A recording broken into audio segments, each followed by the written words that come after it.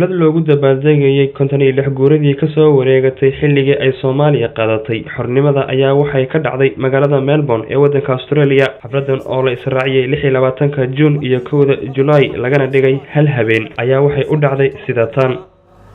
magacooduna uu ahaa ama magaca ay markaasi ku duulayeen ama ku shaqeynayeen uu ahaa SYL ama Somali Youth League. Soomaaliha israacdo, Soomaaliha midowdo, dhalinyaro la'aanteedna wadan dhismi kara ma jirto. Soomaaliya ay mid noqdaan. Assalaamu calaykum. Ahna Mukhtaar Kilwe Maxamed Aadanseed waxaan u hambalyeeynayaa dhammaan ummadda Soomaaliyeed meel kasta oo ay ku dhigayaan bishan barakaysan ee 1 Luulyo.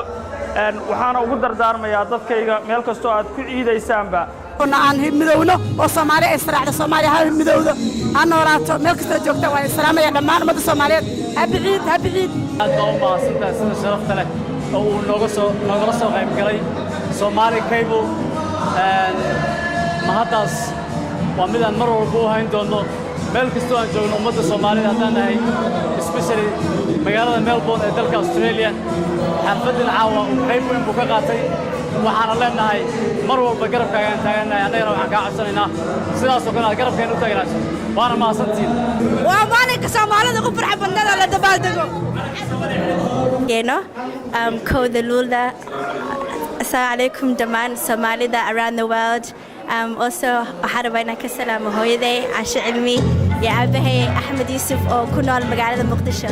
Assalamu alaikum Soomaalida iyo meel kasta ay joogaan. Insha Allah I'm so happy inaan ka soo qayb galo Kowda Luulyo masha Allah. I'm so happy insha Allah halkan waxaan ka salaamayaa familigayga oo jooga Soomaaliya gaar ahaan Muqdisho. Insha Allah all Soomaaliya adduunka waxaan dhahaa happy Independence Day.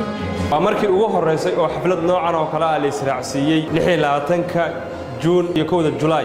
Xamse Cabdisalaam Ciise TV-ga caalamiga ee Somali Cable TV waddanka Australia Melbourne.